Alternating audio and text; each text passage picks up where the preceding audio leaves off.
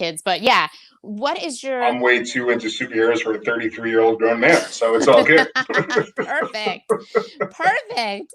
Yeah. So tell me, how did you get your start in the cocktail world, and what aspect ignited your passion to really get into craft cocktail making?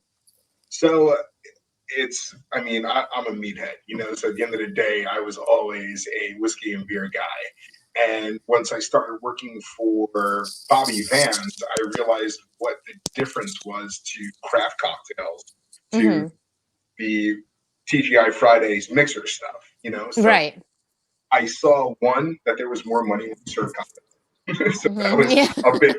a big thing. So when I was waiting tables, I made sure that I started pushing cocktails on people. But it wasn't Right. until I got to Gerber Group that I fully understood what a cocktail was. Hmm. And there's many words for a cocktail, but for a true craft cocktail, a Right. cocktail that's worth spending 20 some bucks for, there's a lot that goes into that. And my good buddy Andre Santia was the one that really introduced me to that. And I was working Sunday shifts with him, and I wasn't behind the bar, obviously with his body type. I was on the door, so Hmm. I wasn't allowed. I wasn't allowed back there just yet. So I was bouncing on Sundays with him, and he would just break everything down to me, show me how to work these things, how to build them, the Hmm. proper techniques and the proper bar tools. And from bouncing, I started managing. And once I started managing, I understood that cocktails, yeah, had a lot to do with taste, but they had a lot more to do with liquor cost. And those things Yeah. are on menus to make money. Yeah. you Oh, know? absolutely. Absolutely. So you can make a lot more money off a cocktail than you Right. would a straight pour. So certain bottles are a lot of money. Right. The ones behind me, they're a lot of money. But you want to make the most amount of money off of those bottles. So the difference between 3/4 of an ounce, full ounce, and 2 ounces when it comes to Hmm. their cost. But at the end of the day, the creativity behind cocktails is what really got me crazy Hmm. about that. It's so much fun to wrap your hands around it and do your research and pair flavors. I love to cook, and it's the exact same thing. It's finding balance. It's finding ways to complement your base. Your Hmm. base just isn't red meat or chicken or pork.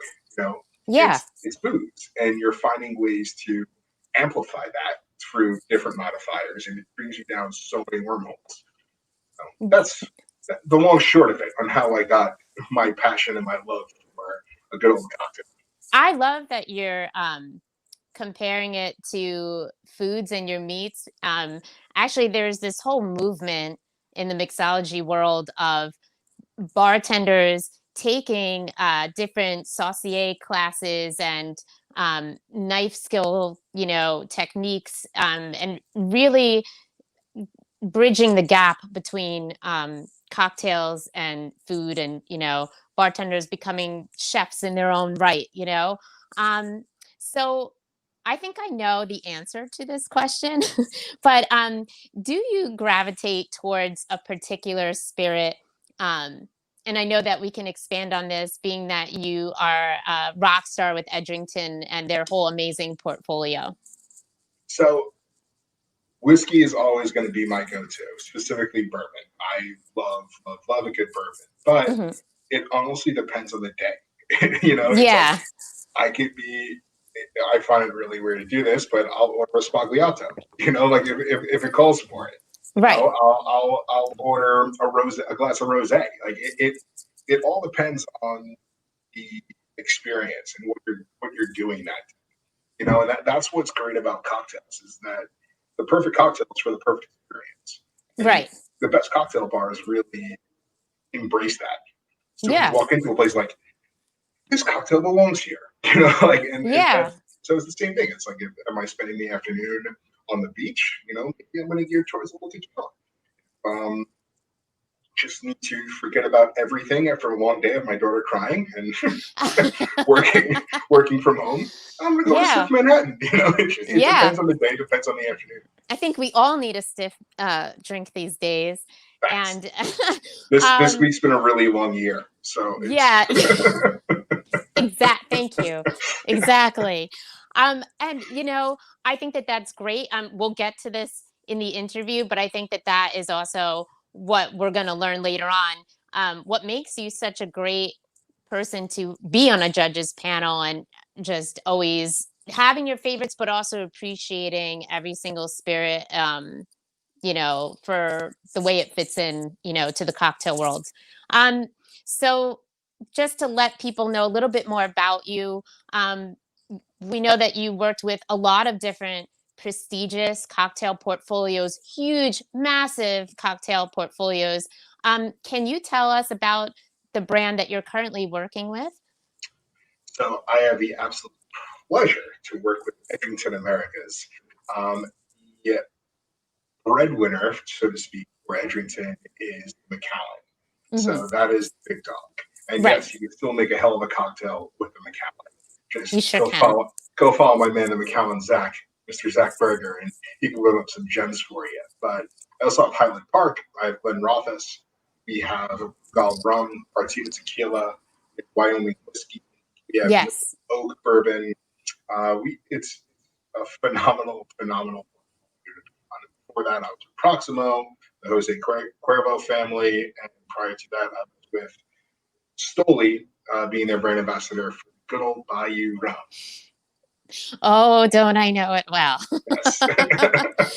um, so, now that we've finally gotten to know you and your amazing, a little overview about your amazing achievements, um, I think that it's time to kind of delve into, the theme of the art of the cocktail competition.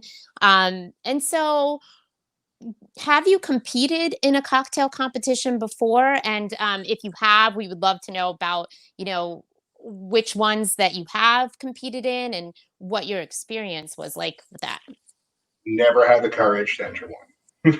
No, I I totally understand. I've judged many. I've been in cocktail competitions like amongst friends, making Uh-huh. some drinks.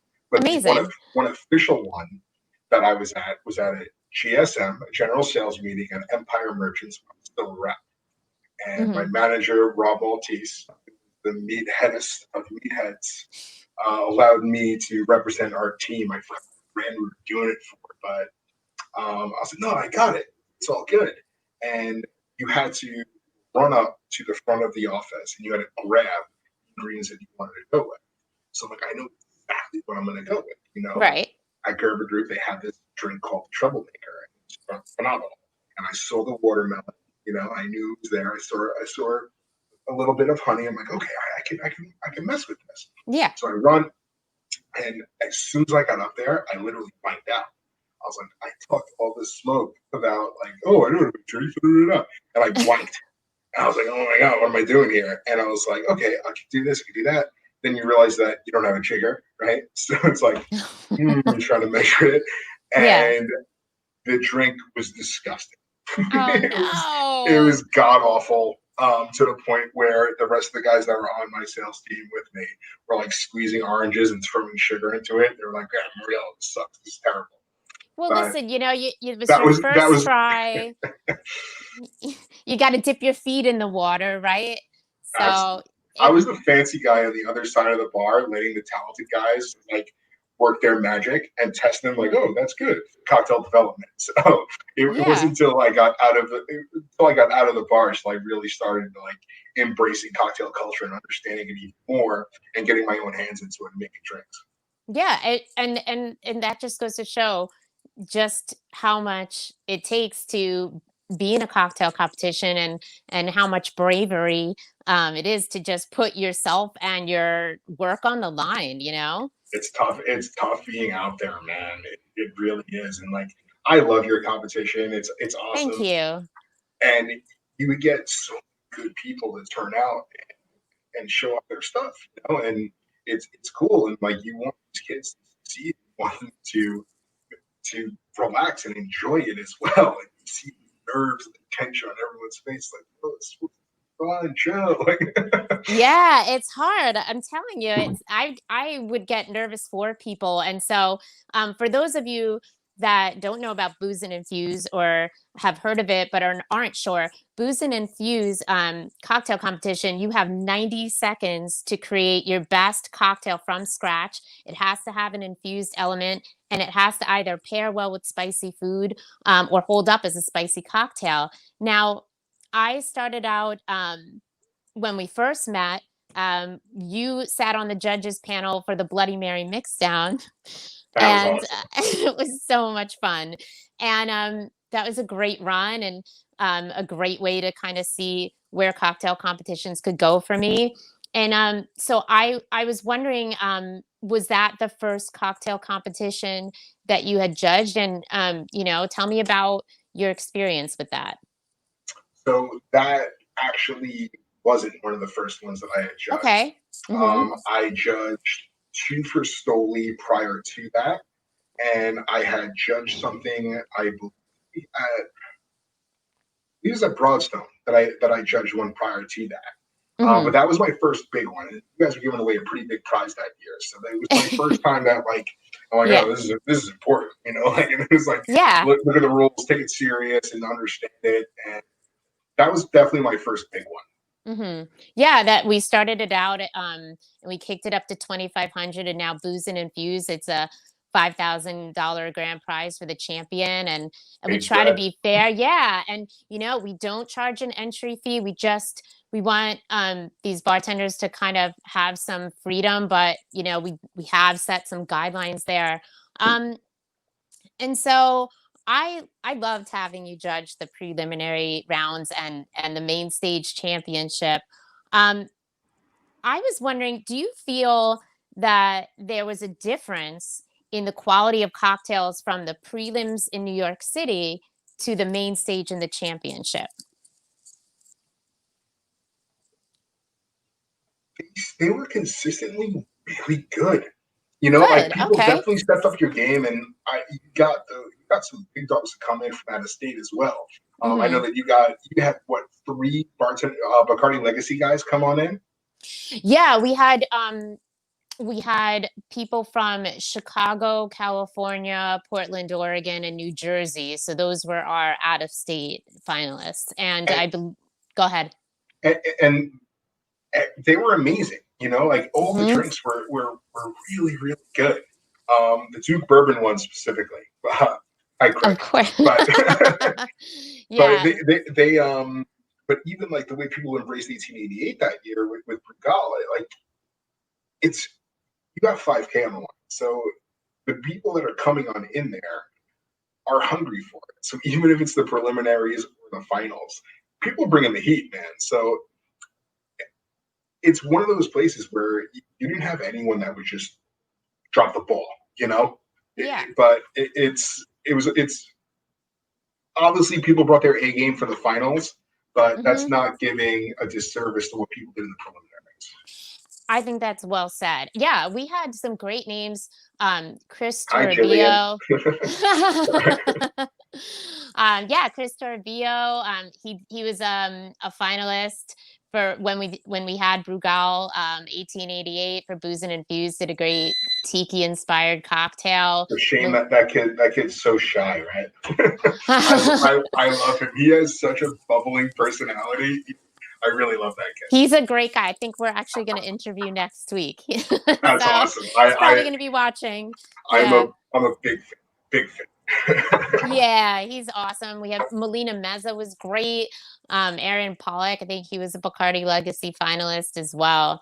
Um, so what can you tell aspiring competing mixologists about what you personally look for as a judge in cocktail competitions or even this competition in particular? It's But make sure you understand the rules. Like Yes. first and foremost, I've had, and this happened with the Fernet Branca competition. Hmm. Anita, love you. But the Fernet competition, someone came in and they had their drink all set up and they put Fernet in it, and Hmm. I'm like, dude, you ruined the drink. It's like, well, you said you had to use Fernet. I'm like, no, you had to use something in the portfolio at Fernet, and they have 7 brands. You could use Carpano Antica, you could use anything. I didn't Right. know that. It's like, get this much money on the line. Make sure you know the rules, you know? Yeah. Yeah. Yeah. Make There's a sh- lot of that. yeah, make sure you're, and also like what I said earlier, like cocktail bars are great because you know that cocktail belongs there. Right. Understand the venue that you're doing it at. Obviously, much different when you're at the Brooklyn Expo Center and you have people like throwing milk on their face and crying and having steam come out of their ears during the hot sauce expo. But for the preliminary rounds, understand the venue. And people do this great at Dromedary Bar, and people did it great at what is the first base in the city? Oh, yeah, home base, home Home base. base. That, Yes. but by the way, that bar was great. The food was amazing. That guy was FDNY guy, right? Yeah. Yeah, John Serp. I think now they might have changed the name to Raise NYC. It's Okay. either home base or Raise, but it's right in Awesome. Murray Hill. But Yeah. people in those two competitions, people embraced where they were. You know, they really embraced the Yes. venue, and that's huge. But Yeah. also embracing the sponsor. You know, like Yes. I don't like the word sponsor goes a very long way in our industry, right? Oh, Everyone's yeah. everyone's looking for a Yeah. sponsor. Everyone is a sponsor, but for brands and specifically youthful brands, Mm-hmm. it's difficult to find that money to become a sponsor. So 9 times out of 10, I found my way to being a judge of your competition by being a sponsor. Mm-hmm. So the sponsors are going to be judging, or they're going to be around, you know. So embrace that spirit. Yeah, And absolutely. and lastly, in a blind competition, and I would say 20% of the people in the competitions that you do this, and other Mm-hmm. ones that I've seen, write a note for a blind tasting. Let us know what's in it. Yes. We're dying to know what's in it. Dying to know what's in it. So please, Yeah. it goes a very long way to write that note. Tell us the measurements. Let us know what's going on, how you got there. It is huge, huge. I'm so glad that you said that. So what I've been doing now, when I am interviewing bartenders and communicating with them before the preliminaries, especially if they've never competed in booze and infused before, I now encourage them to print out or neatly write in a recipe card. Of course, without their name on it, because it is a blind taste test. This way, we can see whether they've really showcased the base spirit, and whether, what kind of ingredients maybe they've been inspired by, and, how they put it together. So I'm so glad that you said that, because that it really is important. And as the time went on, we started to realize that that was a necessity here, for booze and infused. And it also kind of gives a little outlet to be even more creative, in your presentation. I've seen chalkboards and, I'm little the notes. the one kid that made the scroll, Oh, and yeah. it went. I think it was a pirate ship tiki glass. It came with a scroll. Yeah. That's an automatic 10 for presentation. That's like Yeah. Yep. Yep. that's huge. And I was going to ask you, um, if you could recall a few cocktails that stood out as far as presentation. I guess that would be one of them. If there are more, please feel free to elaborate, or cocktails that had a taste element that really stood out to you and you're like, oh my God, I will never forget that cocktail. The first one that comes to mind, going back to the Bloody Mary mixdown, was the Okay. piece of toast that was cut out as the Brooklyn Bridge. You remember Oh, yes, that? I do. I want to say that that is Laura Gardner. She's like a Bloody Mary queen, but don't quote me on it. Yep. that was so cool and so awesome. Hmm. Um, there was one kid that he pretty much had. I don't know if it was a he or a she. I'm sorry if I'm mixing up, but it was at home base and it was like a platter, and it was like almost like a poo poo platter, like the Uh-huh. old school style. Yeah. And there was different ways, and there was instructions on how to pour everything. Awesome, awesome, awesome presentation. In terms of flavors, God, I wish I could remember that. No, no, no. I really, and I feel bad because there's so many that have stood out I know for significant. the that's totally fair. I Yeah. mean, and for those of you that don't know, um, we have a lot of people that compete. We do the preliminaries in each borough of the city, and the top finalists from each category, of course, advances to our main event, the New York City Hot Sauce Expo on stage. So at each preliminary, I've kind of capped it off around like 18 people because there's only so many cocktails you can taste. And I was actually going to say, what do you think would be the best way to cleanse your palate in between tasting cocktails? What do you like to do? Is it just straight water? Are you like, you need a beer? Like, what is it? Well, being that Some I have a lot of sherbet? I have a lot of vowels in my last name, and I have a much wider waistline than most people. I need something to do with my hands, as Sebastian Maniscalco would say. Just something to nibble on is always nice, you know. Yeah. But yeah, I definitely something to eat with. And Juan Abroletta for the Bayou Rum Tiki Challenge Hmm. dromedary requested ginger, and he had the Interesting. three judges just biting on the ginger in between each one. Ah, So interesting. Okay. I didn't do that, but I normally have the flamingo sauce at dromedary on some French fries. Okay. Hi, So Michael. We love yeah, Dromedary Bar. absolutely. If you're in Um, Brooklyn, that's the where to go.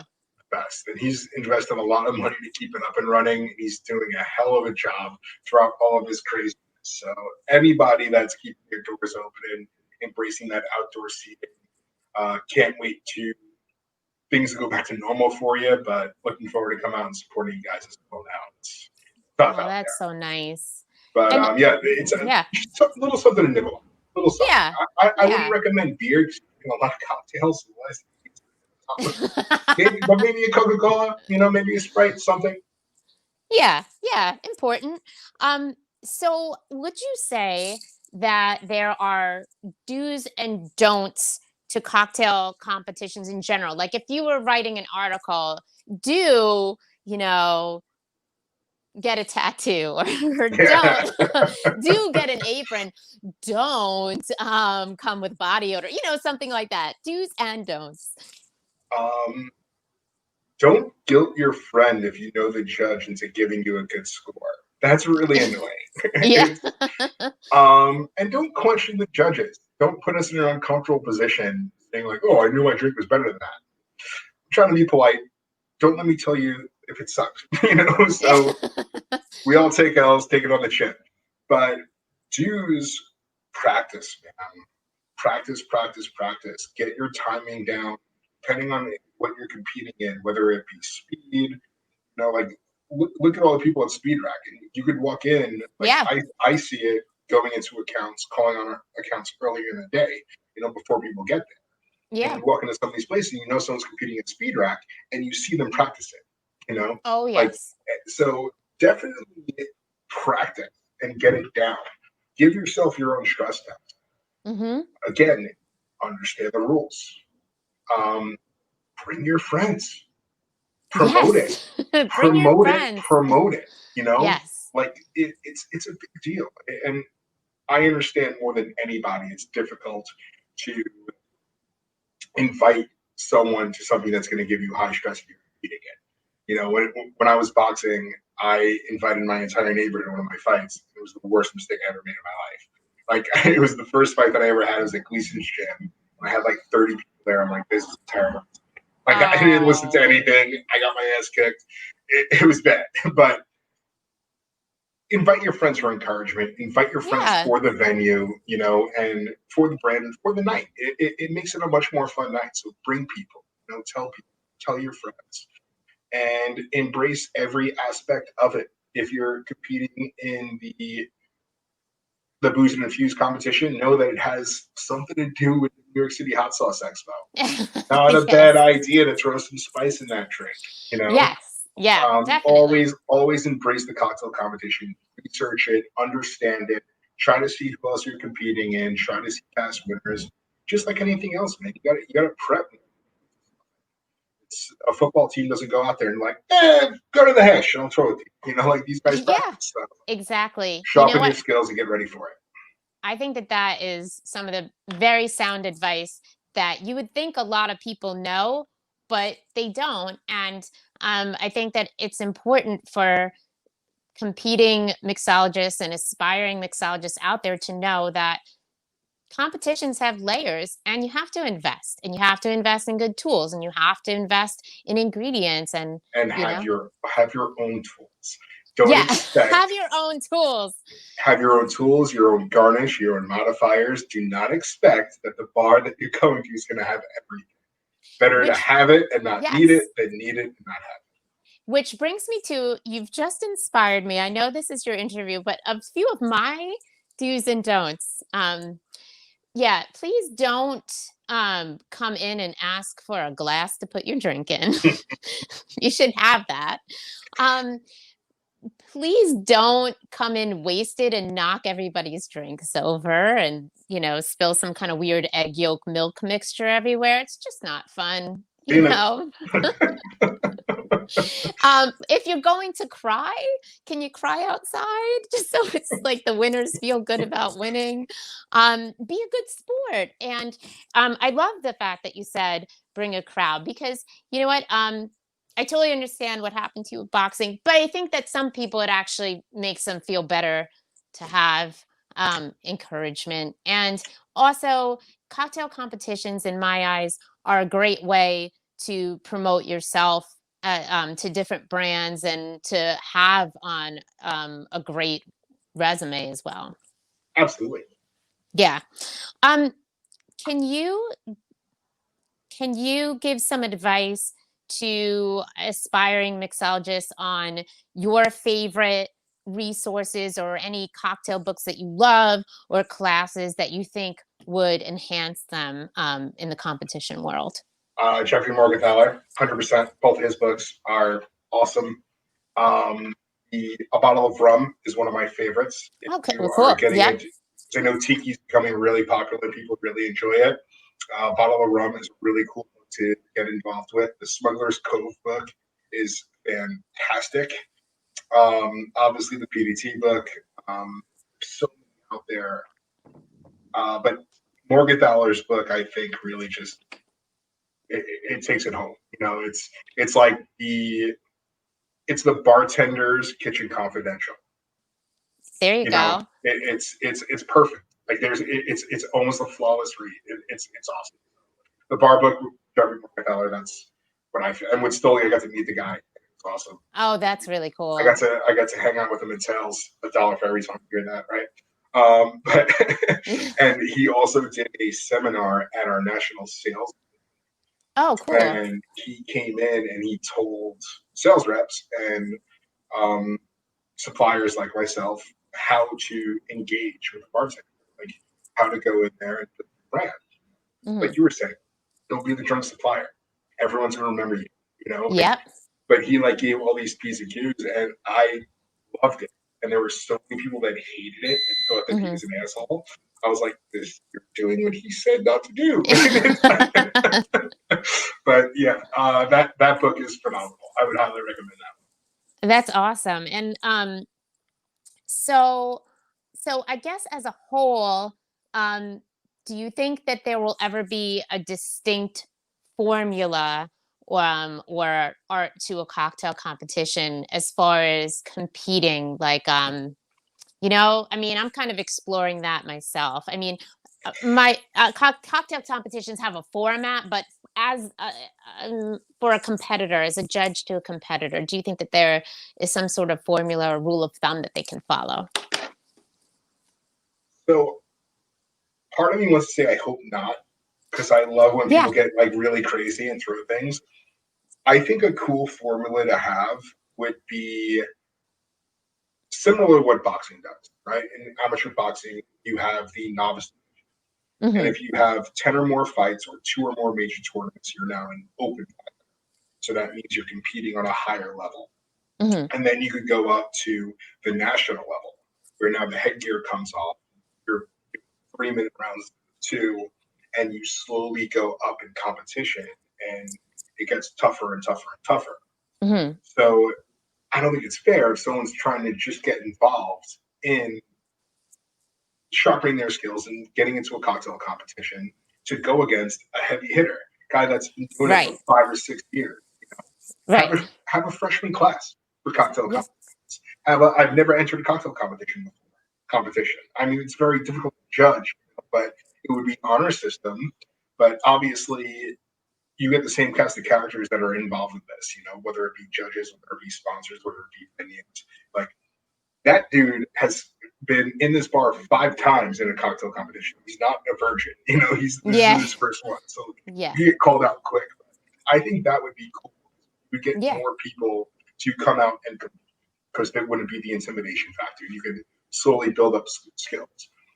That's what I think would be really fun. I think that's great. And we try to, at Booze and Infuse, try to remain open to different levels as well, to be inclusive of everybody, and nurture that. And so that was an awesome interview. And I think that was a lot of insight for people, because a lot of competitors have really wanted to pick the brain of judges. So having you come and open up a lot is really great.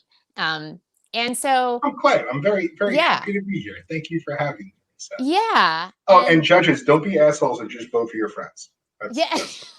Well, that's why I've been making it blind and mixing it up. And I'm like, hey, if you know somebody that well that's competing, you can't judge in that preliminary. You can't, So while we are anxiously, and I'm saying anxiously awaiting to pick up Booze and Infuse in 2021, and we will, can you show off your skills and give us a quarantine cocktail demo? Are we doing that tonight? Yeah, indeed we are. Absolutely. And just whoever is watching, I just want you to know that beforehand, Tommy and I discussed, I let him off the hook. I told him he could have more than 90 seconds to create his cocktail and do it. I don't want to wake up the baby. That's why. My wife would stab me if something hit the floor right now. So. I love it. I love it. I'm gonna pull down my screen so you can see my little bar setup. Yes, you have a great home bar. Unlike my garage, by the way, which is the High River Sauces compound. My quarantine fun as well. This is me filming. I got one room in the house. They actually gave me one room. Yeah. I'm at a folding table on my daughter's little child chair, so. Nice. Perfect setup. It's a beautiful thing, right? Yes. So yeah, again, in embracing the sponsor, I'm the sponsor tonight. So I wanted to use Noble Oak, and I wanted to use Noble Oak Rye that is just released. So brand new to the market. It's 95% rye, and it's finished port with port staves. So Noble Oak, Noble Experiment, kind of. We went out there. Every bottle sold builds a tree. Plants a tree. Jeez, I'm having a tough time with words right now. I don't know why. Hi, I'm Tommy. So every bottle that we sell, we plant a tree. And you have a newborn. Sorry, you have a newborn. So everybody, you gotta, give Tommy a little leeway here. Keep going. Sorry. So it's the fall, even though today didn't feel like it being 60 degrees, right? But yeah, it is the fall. So I wanted to use something that had a little spice to it, Love it. Okay. So we have notes of brown sugar and maple syrup on this. We got a little allspice, obviously a good amount of wood. Then you're going to get some figs, you're going to get some almonds, some obviously heavy rye, wood, green pepper, and allspice. So I want to go with that. Now I'm breaking the rule of every bartender ever, because you're normally supposed to put your cheap stuff in first, but I wanted to lead brand education, and like I said, it's been a pretty long day. So I'm leading with the base spirit. We're going to do it backwards. That's so okay. We're going to go with 1.5 ounces of Noble Oak Rye. Mm-hmm. And it being that we're representing Booze and Infused in the New York City Hot Sauce Expo, Love put a you. little habanero shrub, a little Nice. spice. Love it. We're going to put 2 full dashes of habanero shrub in there. And because it's this beautiful fall weather, Mm-hmm. we're going to go with apricots. So Oh, we're going to do an apricot nectar, and we're going to do 3 ounces of that guy. that sounds amazing. I wish I had drink-o-vision right now. Brand teams are working on that. I promise you. We're Yeah. going to do what we can do. Right now, all we have is reserve bar. So Yeah. hopefully Tommy, can you buy the Noble in your regular liquor store right now? Is it right now, available? yes, you can. Oh, great. It is readily available. And shout out to our lovely team at Empire Merchants. They've done a wonderful job distribution for us and getting that brand out there. As I keep throwing ice cubes all over. It's all good. Thank you for giving me more than 90 seconds. And don't use your hands while doing the ice. I'm at home, so I can do it, and I'm only drinking this drink, so don't judge me. My Cool. technique No judgments is here, man. my technique is terrible right now. So with that too, you said don't go into a competition and ask for a glassware. Bring your own glassware, and it goes a long way. Yeah. Super fun. I think people bring their own mugs. People bring their own garnish sticks. It goes a long way. So Yeah, it I love does. the Nick and Nora, and I want Mm-hmm. to show the right color of this drink. So I'm going to put it in there. Oh, that looks lovely. Simple and lovely. And obviously the garnish is very. Yes. So I hope that it stays up here. But see a little apricot rose. Ooh. Difficult to stay up though, obviously. Why would that be? My sound cut out, but I'm listening. Here we go. There we are. My apricot rose. Oh, that is beautiful. Apricot rose, everybody. And this video will be recorded so then people can just go over and do that. For the nectarine, is that a juice you bought at Whole Foods or something? Or is that like easily found for the So at-home person? I got it. I'm out in Westchester, so I Uh-huh. got this at the Chico's in Mm-hmm. Westchester. It's Luza apricot. Oh, They got a good nice. amount of brands. They have a Mm-hmm. pear. I almost went with something with a pear. I thought Oh, the that'd be apricot was great. more fun. Uh-huh. The top of the noble oak did not go on that, guys. In case you were wondering. He has a newborn, everybody. He has a newborn, and It's I funny. know what that's like.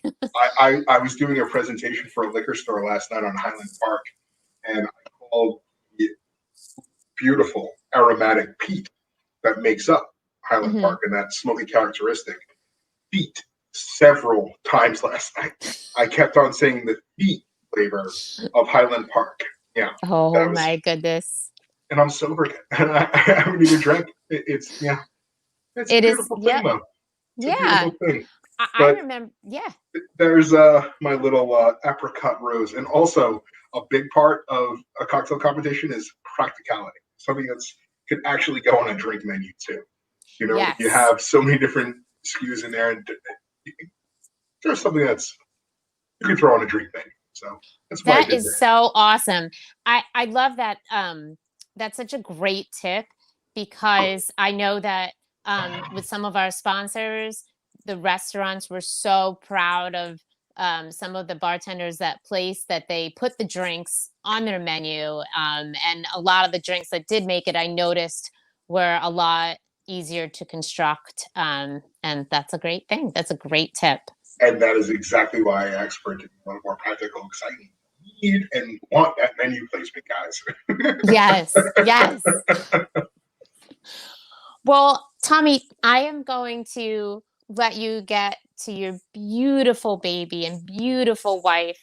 Um, but thank you so much for letting me do like a StreamYard takeover. I All had day. some, Absolutely. I can be technically challenged. Um, You killed it, man. You got the personality. You don't need anything else. Let someone else do all the work. You got Thanks, man. I appreciate you. I'm like, I literally told Tommy, I'm like one step away from like a great grandmother, but I'm getting better at it. And but it is a blast. Always a blast working with you. And thank you again for giving us some insight. And we're gonna come back. We're gonna stay in touch. And it. Of once course. Booze and Infused hits, I definitely am gonna keep going, and we could do some follow up coverage as well. I cannot wait for Booze and Infuse to return. It's going to be a blast. As I play your outro music, I hope you hear it.